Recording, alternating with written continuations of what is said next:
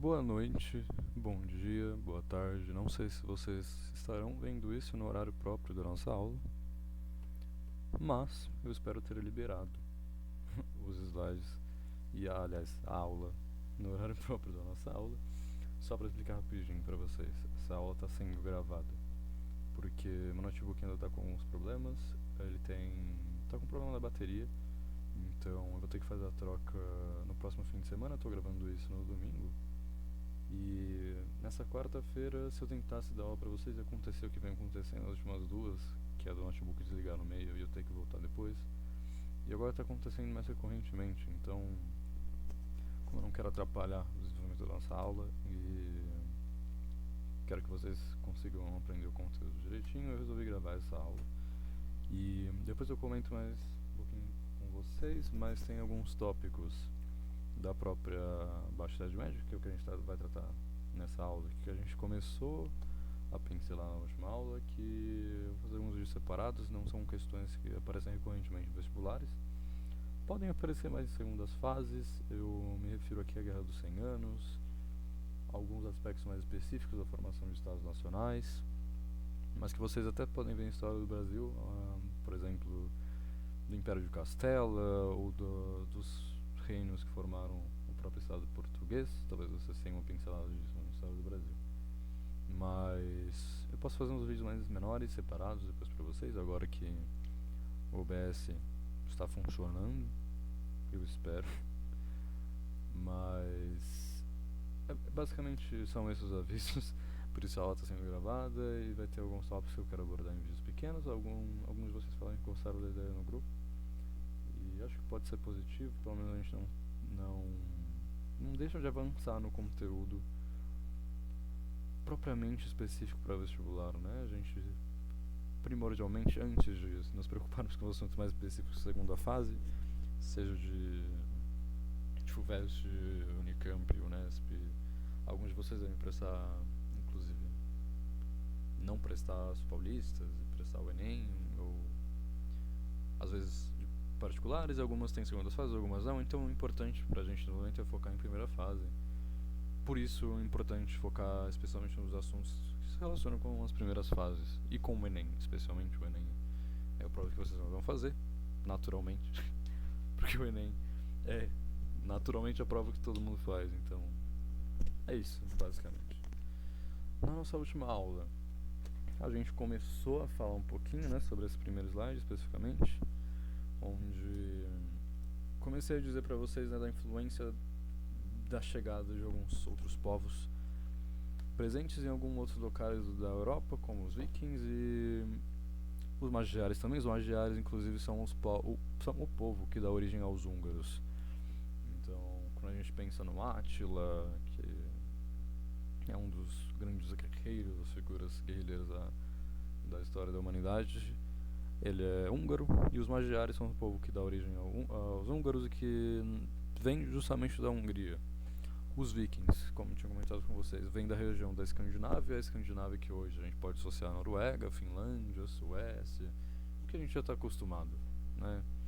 E os sarracenos são islâmicos. Os sarracenos são os grupos mais ligados à religião islâmica, vão vir do norte da África e da onde estava presente Maomé e seus discípulos, mais especificamente. Naquela região que era dominada por Maomé e seus seguidores, né? E é uma região muito extensa, então. Norte da África, mais ligado ao Oriente, nessas regiões. Eles vão começar as invasões no centrão da Europa, né? Onde estava localizado o Império Carolíngio, onde estavam os bárbaros cristãos, que tomaram o Império Romano no primeiro momento. E isso vai causar uma consolidação da divisão feudal na própria Europa. E por que isso acontece? Porque a gente tinha algumas redes mais integradas de associações culturais, de associações populacionais, por assim dizer, e essas associações vão ser quebradas, vão ser fragmentadas justamente pela chegada desses vikings, dos magiares, dos sarracenos. Então você tem um grande grupo ou, por exemplo, um grande lote de terra que é destinado a um grupo grande de pessoas, e às vezes não um único senhor feudal, ou pelo menos um senhor feudal que governa sobre um grande grupo às vezes com diferentes tradições, diferentes culturas, e que fica no centro de protótipos de cidades que podemos formar. Isso vai não acabar, mas vai ser adiado pela chegada desses vikings, magiares e sarracenos, porque eles são povos com muita força militar, com relativa força econômica, e vão chegar procurando terras novas, e vão chegar de maneira violenta, naturalmente, para poder tomar essas terras e fazer delas suas próprias. Então, a gente não tem, por exemplo, nesse momento, um processo escravizatório. Então, escravatório, né? Não escravizatório. Nem de servidão implacada sobre desses 3 povos, sobre os europeus. Acho importante destacar para ser uma diferença com relação ao processo de colonização da antiguidade, mas isso aqui nem é uma colonização, tá, gente? Isso aqui é uma tomada militar mesmo, é que a gente está mais acostumado a entender como guerra, e às vezes nem isso, porque muitas vezes os bárbaros cristãos não vão batalhar diretamente, vão dizer, olha, tudo bem, a gente vai para outro lugar, e vocês ficam aqui, porque você tinha um processo de um comércio nesse momento ainda degradante, então a riqueza dos bárbaros cristãos não era essas coisas, a economia não era essas coisas, o militarismo era muito dividido já. Então você brigar com esses 3 povos, essas invasões vindo de diferentes lados é muito complicada, e por isso essa divisão essa divisão feudal ocorre de maneira mais veemente. E aí se formam uma grande quantidade de feudos menores e isolados até economicamente. E ela vai lançar as bases desse próprio sistema feudal porque a gente vai ter, junto com esse processo de divisão, uma chegada de ares burgueses. E com isso eu quero dizer que a gente tem até pelo menos no finalzinho ali do século XI, no finalzinho dessas invasões, uma espécie de sopro de um renascimento comercial e urbano que vão dar origem aos burgos. Acho que eu tinha até comentado isso na última aula com vocês, mas esses vikings magiares e sarracenos não vão chegar, tomar as terras e não fazer nada com elas. Não são terras ociosas. Eles estavam atrás de terra justamente para que eles pudessem plantar. Então a gente tem, com a chegada desses 3 especialmente, o desenvolvimento de novas técnicas agrícolas. A gente tem, por exemplo, eu anotei algumas coisas para vocês.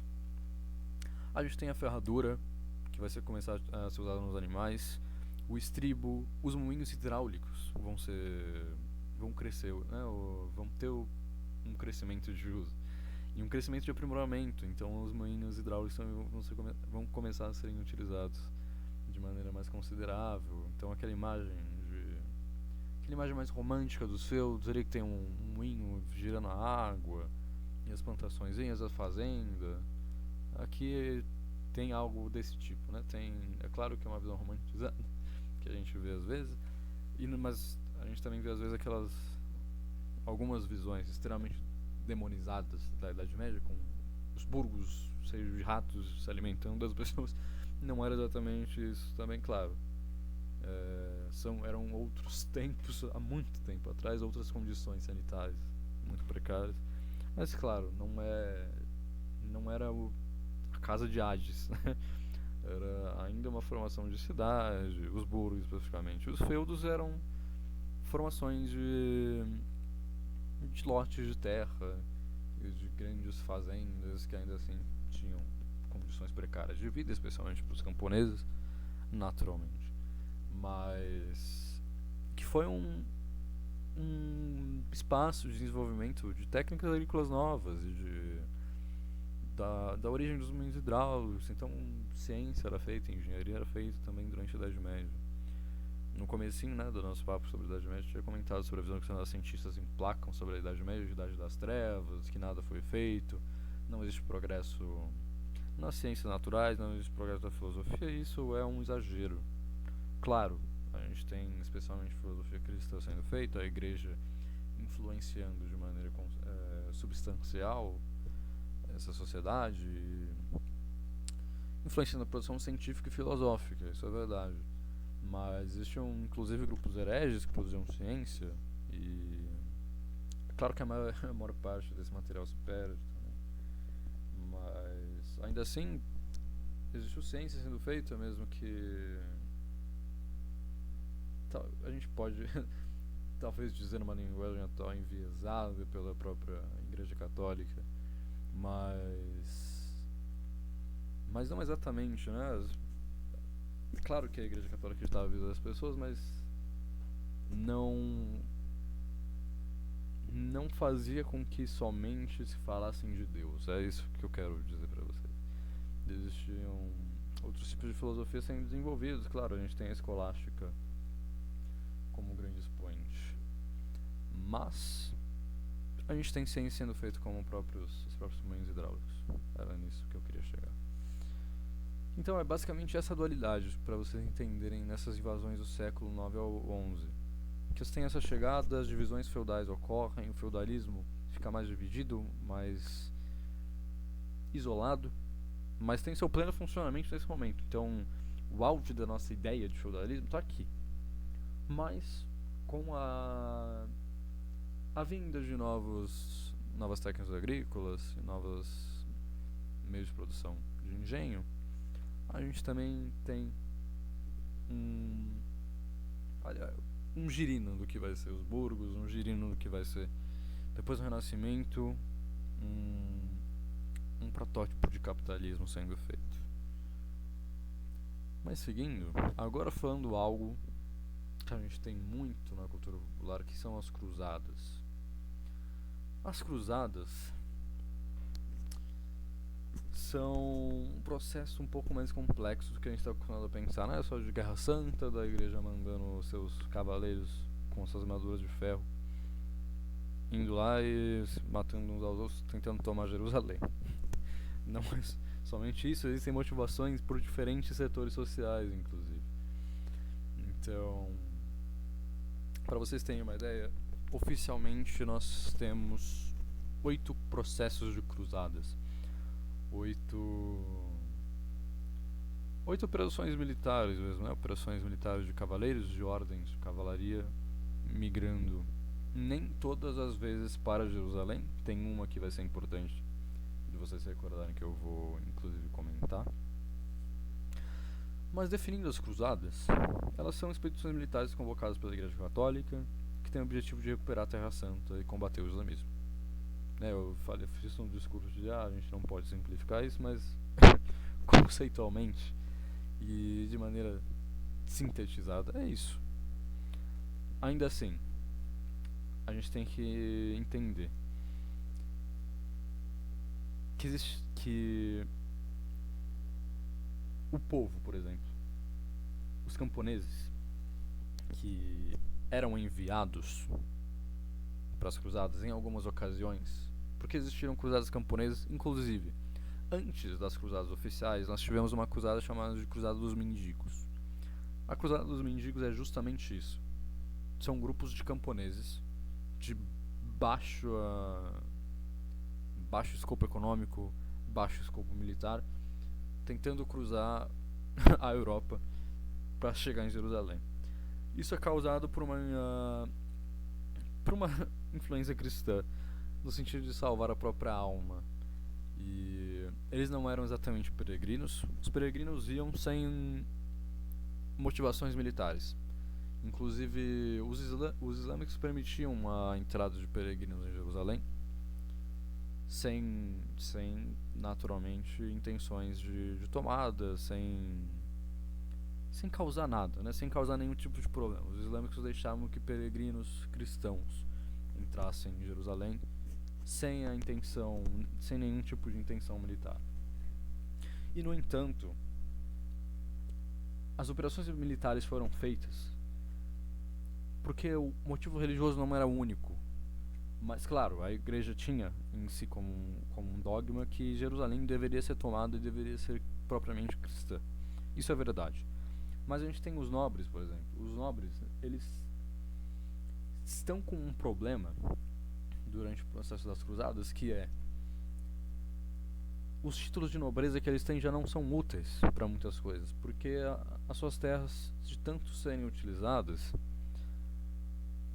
chega um momento que elas se tornam menos produtivas.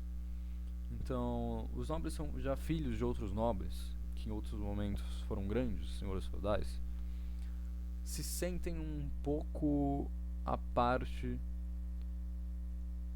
de uma política econômica e até de uma própria acúmulo de capital mesmo. Eles se sentem mais pobres que os seus antepassados, que os seus avós, que os seus pais. E com isso eles precisam de novas terras para se expandir, para gerar acúmulo de capital. E para conseguir essas novas terras, uma medida para eles eram as cruzadas, para poder enriquecer. Então os nobres também tinham interesse nas cruzadas, e por isso os nobres vão apoiar a própria Igreja Católica nessas operações militares. Além disso, a burguesia vai influenciar as cruzadas porque a burguesia quer um novo mercado. E a burguesia tem interesse, inclusive, em uma troca cultural com o Oriente, com Jerusalém, tanto com os islâmicos lá, os discípulos de Maomé, quanto de outros lugares da Europa. Então, até com os próprios vikings que chegam, ou com o pessoal da Hungria, os burgueses querem mercado consumidor, eles querem um meio de encontrar inovação e rotas comerciais.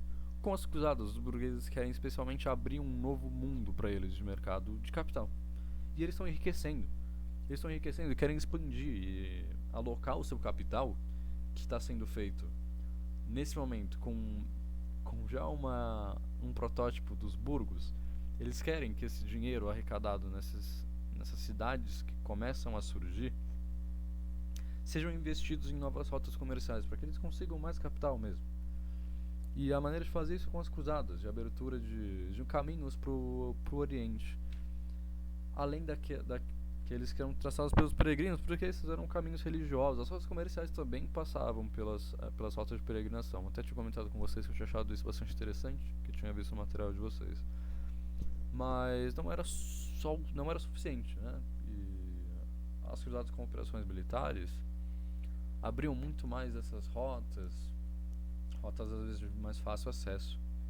Por isso o interesse burguês, por isso o incentivo burguês. O interesse do alto clero é óbvio, né? O alto clero quer expandir o próprio número de fiéis, quer conquistar a Terra Santa, isso é verdade. E também conquistar mais impostos. Outro ponto econômico interessante para vocês pensarem. Querem fazer um processo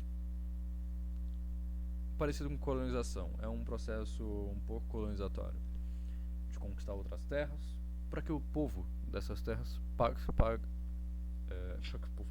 possam pagar impostos ao próprio clero, e para que seus benefícios fossem reivindicados, para que o próprio clero continuasse como o grande setor social da época, além da figura monárquica, que era o grande senhor feudal, mas o alto clero era realmente, a nível de influência política, pelo menos econômica ainda nesse momento, é o principal setor social.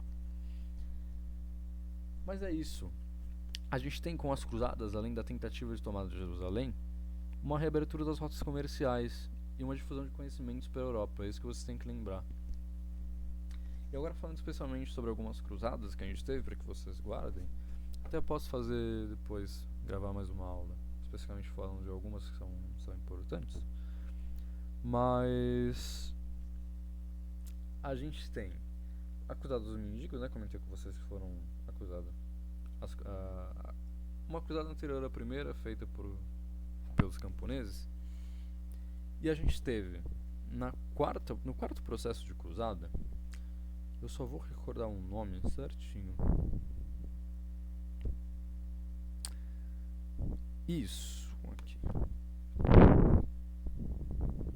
Perfeito. Bom, essa quarta cruzada não vai ser um, não vai ser financiada pela Igreja Católica para ser direcionada a Jerusalém. A Quarta Cruzada não visa Jerusalém. A Quarta Cruzada vai ser financiada pela Igreja Católica junto com as cidades-estado italianas, especialmente Veneza.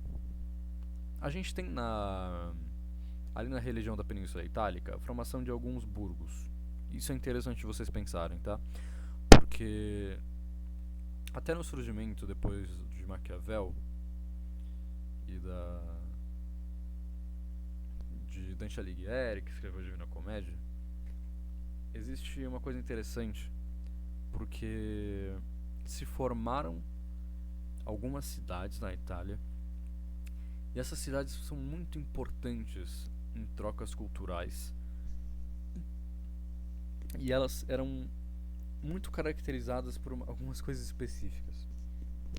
Então, como cidades especialmente burguesas e que enriqueceram, como Burgos, né? Cidades aqui como chamamos de Burgos. A gente tem Gênova, Veneza, Bruges. E uma das cidades que não foi tão enriquecida assim foi Florença. Não à toa é onde surge Maquiavel. Maquiavel surge em Florença porque Florença era um caos político. Claro, Maquiavel vem depois, mas ele escreve com um pouco de pessimismo e dizendo: olha, não vai funcionar dessa maneira, os reis e príncipes não podem salvar as suas almas enquanto fazem um bom governo, porque ele está nesse contexto pessimista, enquanto Veneza, Gênova e Bruges, por exemplo, estão enriquecendo e com uma grande influência no meio marítimo. Isso deriva desde esse momento, tá? Desde as cruzadas. Tanto que Veneza, especialmente, vai financiar uma cruzada cristã em direção a Constantinopla.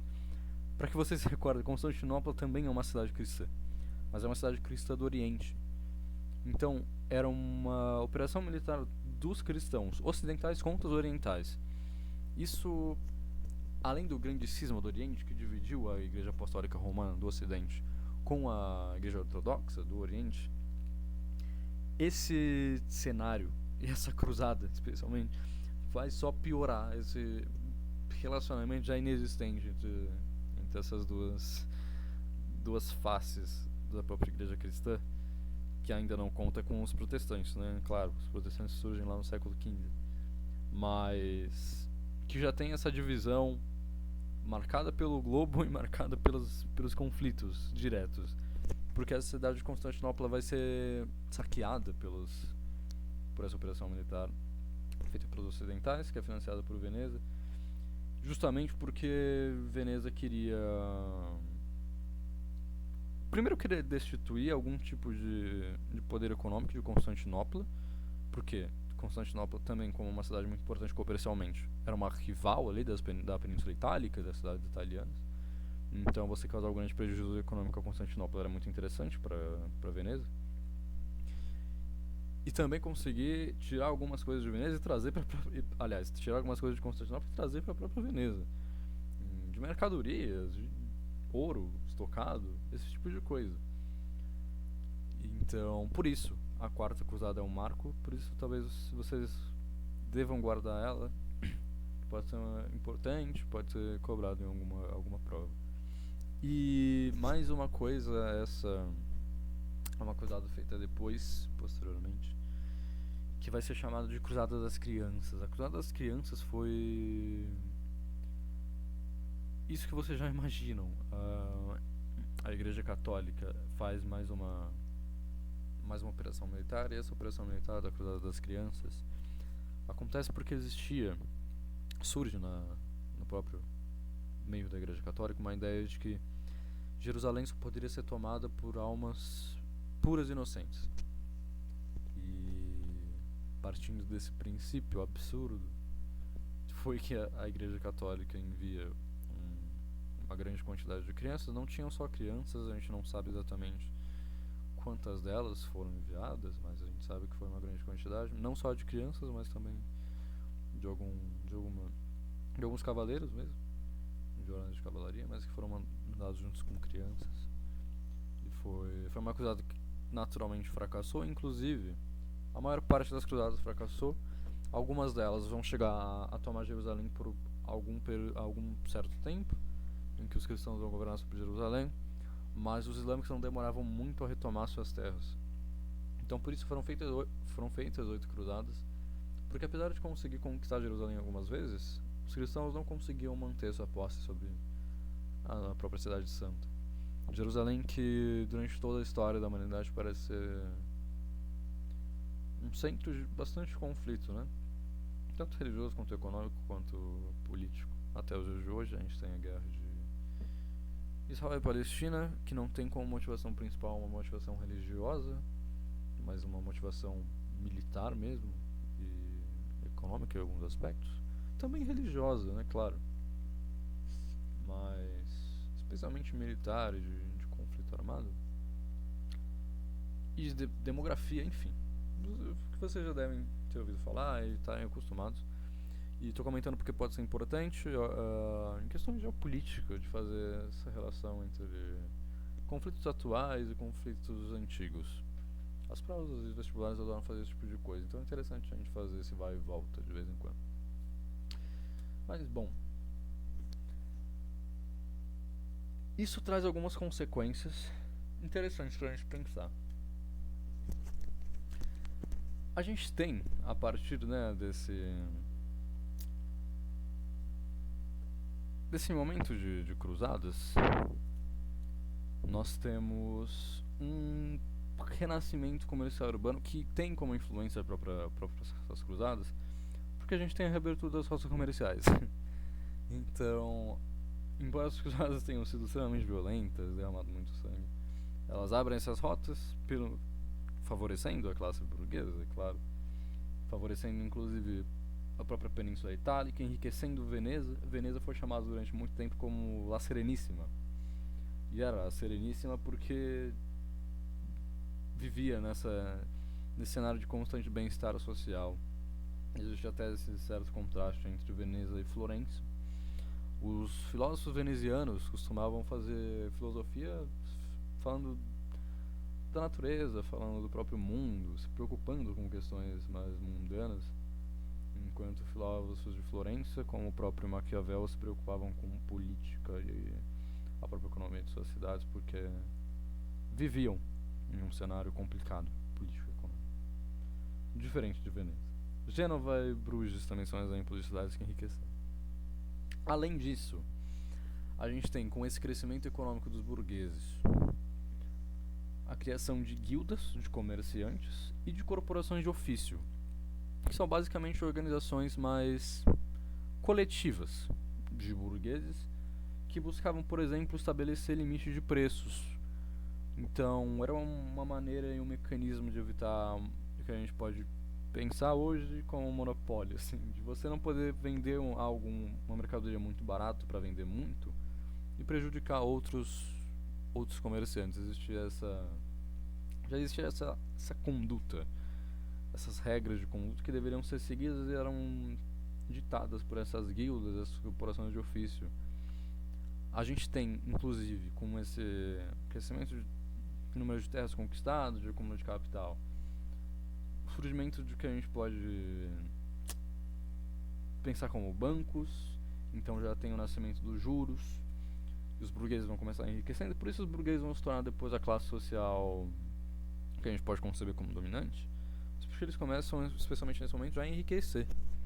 Então, com o surgimento dessas instituições que vão dar origem aos bancos, que vão gerar juros para os burgueses, com essas guildas de comerciantes também beneficiavam eles como um todo, né, de impedir a criação de monopólios. A gente sabe que depois, não no capitalismo mercantil, mas no capitalismo comercial, isso vai ser mais complicado, mas ainda assim existem mecanismos até hoje de impedir monopólio, de impedir vários tipos de manobras comerciais que prejudiquem uma lógica de um mercado livre que se autossustente.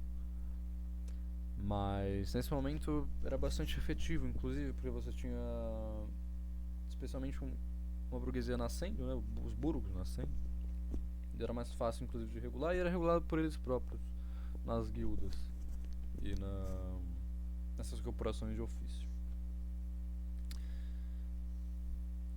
Aí passei o slide para que vocês fossem anotando. Eu me recordei que eu tinha mais slides falando da cruzada. Falei da cruzada dos mendigos.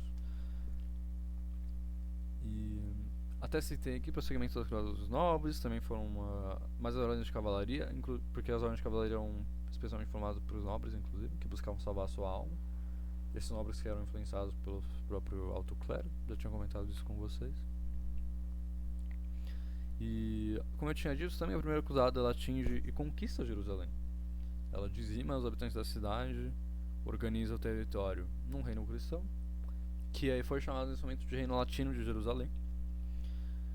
A gente tem um processo, inclusive, de distribuição de terras entre os guerreiros e relações de suzerania e vassalagem na cidade de Jerusalém. Então, algumas terras, até próximas de Jerusalém, foram conquistadas. Por isso, esse surgimento de como capital pelos burgueses.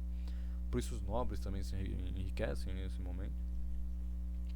E posteriormente, até os reis. Isso vai permitir o surgimento dos estados nacionais, inclusive. Vai ser esse enriquecimento. Mas Jerusalém depois vai cair. Então a gente tem esse vai e volta de domínio cristão para Jerusalém. A primeira cruzada, por exemplo, conquista, até chegar a moldar uma sociedade dentro da cidade de Jerusalém, mas os cristãos vão ser expulsos e mortos depois, no intervalo da primeira e da segunda cruzada. Né? A segunda cruzada existe justamente porque a primeira não se consolidou.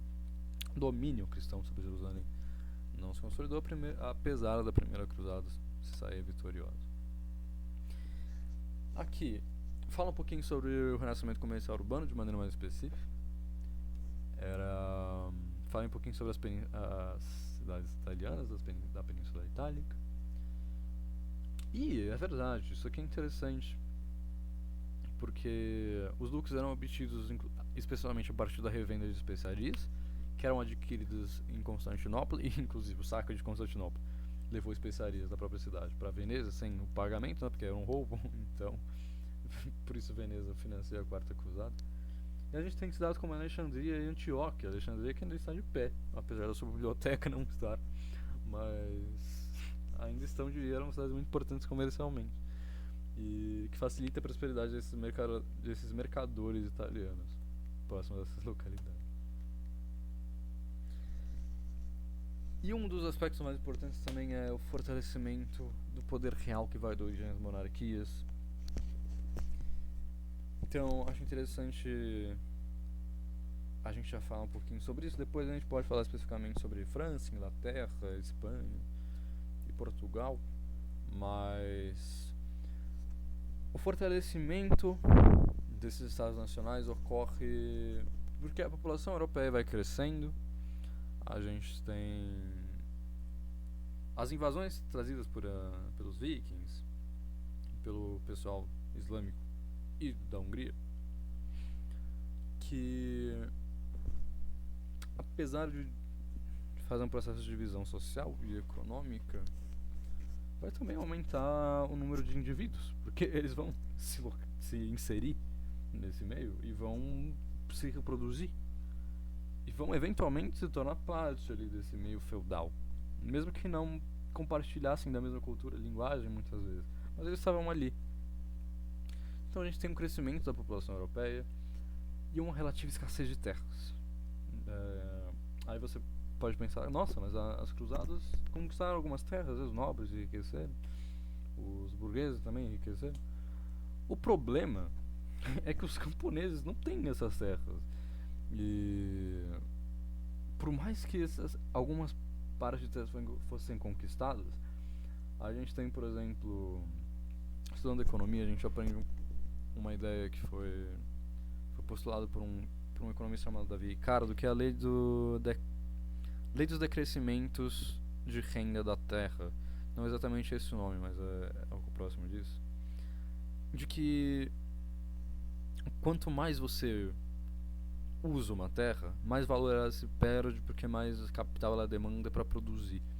E além disso, as terras conquistadas nesse momento não eram tão férteis contra as outras que eles tinham tomado, porque elas foram tomadas primeiro justamente por serem férteis. As terras conquistadas nesses caminhos essas aventuras pelas cruzadas não são tão úteis assim quanto as que eles já estavam, e que estão perdendo valor nesse momento. O número de camponeses aumenta muito, o número de cidadãos da Escandinávia aumenta muito, e de outros lugares que vêm para a Europa está aumentando. E mesmo com esses pedaços de terras conquistados, ainda existe uma escassez de terras, porque ela não consegue suprir o crescimento.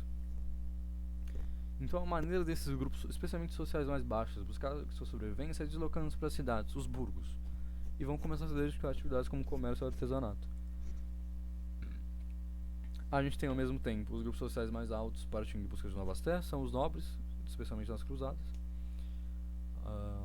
Então a gente tem, inclusive, o que a gente concebe como reconquista cristã na Península Ibérica, quando a Península Ibérica foi governada pelos islâmicos durante algumas décadas, foi governada pelos islâmicos, e os cristãos têm que tomar de volta a Península Ibérica. Os cristãos, as ordens de cavaleiros financiadas pelos nobres, porque os nobres precisavam de novas terras. Mas o fracasso das cruzadas é um indicador dos limites desse processo de tomada de terra que eu estava dizendo. Por isso, começa até a surgir um atrito entre os próprios nobres e entre os próprios senhores feudais grandes, né, o que a gente vai chamar depois de monarcas, no que se refere a posse de terras. Isso vai fortalecer os burgos, porque agora a população dos burgos vai aumentar nessas cidades, esses centros comerciais, e vai enfraquecer os feudos. Esse é um sintoma do que vai vir a ser o final da Idade Média. Então eu coloquei mais um slide falando um pouquinho sobre a França, Inglaterra, Portugal e Espanha, de como eles surgiram, mas isso a gente pode tratar depois em uma aula mais específica. Mas vocês podem fazer as anotações que estão aqui, e é interessante lembrar de algumas coisas. Eu coloquei aqui algumas coisas mais interessantes, talvez vocês possam lembrar, mas o importante de dizer nessa aula vai ser o processo de crise do século XIV. Antes disso, coloquei no slide que era uma coisa interessante também, que além do processo de formação dos estados daqueles que eu tinha colocado, a gente tem o Sacro Império Romano Germânico, que também vai dar origem a um próprio estado. Então, depois de 962, a gente tem importantes vitórias militares dos bárbaros cristãos contra os húngaros na Europa Central e na Península Itálica. Então o Otto, que era o rei germânico nessa época, restaura o seu próprio título de imperador do Ocidente, vai causar um movimento ali de integração maior. Esse título de imperador do Ocidente foi utilizado pela última vez por Carlos Magno, e o coroamento de Otto foi realizado pelo próprio Papa de Roma. Isso é importante porque marca o surgimento do próprio Sacro Império Romano Germânico como Estado, mas enfim, descendente desse Império Carolíngio, né, dos bárbaros cristãos. Então nasce o próprio Estado Sacro Império Romano Germânico. Isso que é importante vocês saberem, que além do Estado do slide anterior, a gente tem esses aqui. E agora, última slide da nossa aula, último tópico pra gente tratar, são as crises do século XIV. São especialmente alguns dos motivos que vão levar ao fim da Idade Média, vão decretar fim do período da Baixa Idade Média que a gente está estudando, para que a gente comece finalmente o renascimento cultural. O século XIV vai ser marcado por algumas coisas que a gente já está acostumado a ouvir por aí: guerra, peste e fome. São esses, especialmente os 6 cavaleiros do apocalipse do século XIV para a Europa. A guerra, a gente tem como grande expoente a Guerra dos 100 Anos, que vai ser travada entre os dois grupos sociais que vão dar origem à França e à Inglaterra. Derivando da Guerra dos 100 Anos, a gente tem, por exemplo, o estabelecimento da dinastia Tudor na Inglaterra, que depois vai ser importante no processo de Revolução Inglesa. A própria Guerra dos 100 Anos vai ser importante para formar a França e a Inglaterra como estados nacionais, mas nesse momento são grandes senhores da região francesa da Inglaterra que estão brigando entre si militarmente, que vai gerar crise econômica, crise militar, crise populacional. Muita gente vai morrer na Guerra dos 100 Anos, e são 100 anos de guerra, então é muita gente morrendo por um grande período de tempo. Aliás, são 116 anos de guerra. mas a gente diz Guerra dos 100 Anos porque é uma denominação melhor. Além disso, a gente tem a grande pandemia da humanidade, a grande face, né, do que a gente concebe como pandemia quando a gente pensa, que é a peste bubônica. Ela tem o seu apogeu em 1348, especialmente na Europa. Ela vai acabar com os burgos, acabar no sentido populacional, onde próximo de 1/3 da população europeia morre. Imaginem o prejuízo econômico e militar e social trazido quando 1/3 da população de um continente é morta pela peste.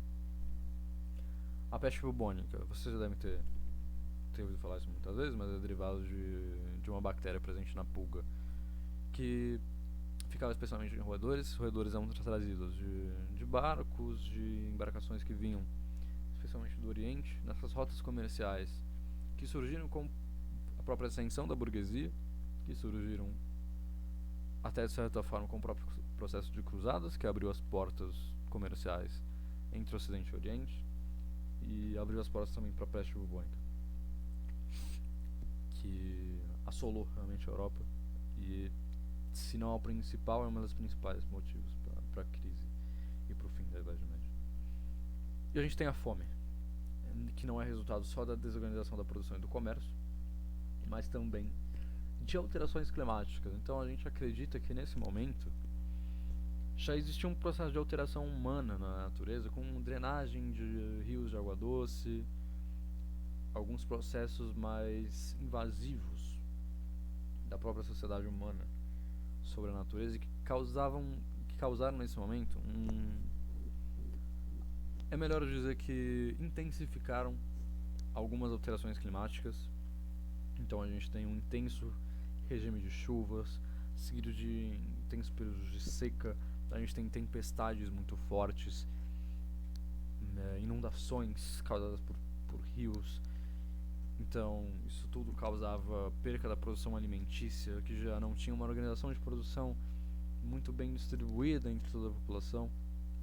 Então esses 3 cavaleiros do Apocalipse, especialmente, tinham na visão da igreja uma maldição demoníaca. E a gente tem nesse momento, por exemplo, uma intensificação de busca de culpados, de intensificação de caça às bruxas, de eliminar esse mal que na visão da igreja católica era tangível, né? Em feiticeiras, em hereges, e na fúria, agora de maneira metafísica, na fúria de Deus sobre essas pessoas. Tudo isso foi responsável por, não exatamente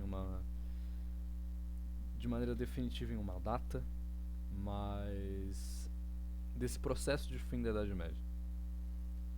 Então, esse conjunto de fatores são os responsáveis por terminar de vez esse período já de decadência da Idade Média. Mas a data, especificamente do fim, é a data de queda da Constantinopla. Quando Constantinopla se ergueu, eu tinha comentado para vocês que ela ia durar mais de um milênio. Pois bem, Constantinopla é tomada em 1453 pelos turcos otomanos, e vai decretar a passagem da Idade Média para a Idade Moderna. Vai marcar especialmente aí agora o início do que a gente vai conceber como um renascimento, já no século XV. A crise do século XIV é o que acaba com a Europa, né, no sentido econômico, militar, populacional. E o século XV, a primeira metade do século XV, já é o finalzinho dessa crise, e a data que a gente toma como fim da Idade Média é 1453, porque Constantinopla cai. O grande símbolo, né, do Oriente, o grande símbolo até do que surgiu após a Antiguidade cai, e é isso que dá origem à Idade Moderna. Por isso a Turquia, por isso Istambul, aliás, é a atual Constantinopla, porque foram tomados pelos turcos otomanos, e Istambul é a capital da atual Turquia. Mas basicamente é isso, gente. Depois eu posso fazer mais umas mini aulas pra vocês. Posso falar da formação da Inglaterra, da França, tipo, bora da Península Ibérica, de Portugal e Espanha. E falar um pouquinho da Guerra dos 100 Anos, se vocês quiserem. Depois vocês podem até falar pra mim, se vocês acham importante. E se vocês acharem, eu faço. Deve ser mais rapidinho. Mas pra essa aula de quarta-feira, pra essa semana, basicamente é isso. Vocês podem tirar dúvidas comigo. Eu vou preparar uma lista de exercícios pra vocês também, que já deve estar pronta na quarta, eu imagino. Se não estiver pronta na quarta, na quinta ou na sexta já deve sair. E é isso. Tenham boas aulas durante a semana. Bom fim de semana, descansem bastante, estudem bastante. Mas é isso. Até a nossa próxima semana. Espero que já ao vivo e com um webcam e com um notebook funcionando plenamente. Beijos pra vocês, bons estudos.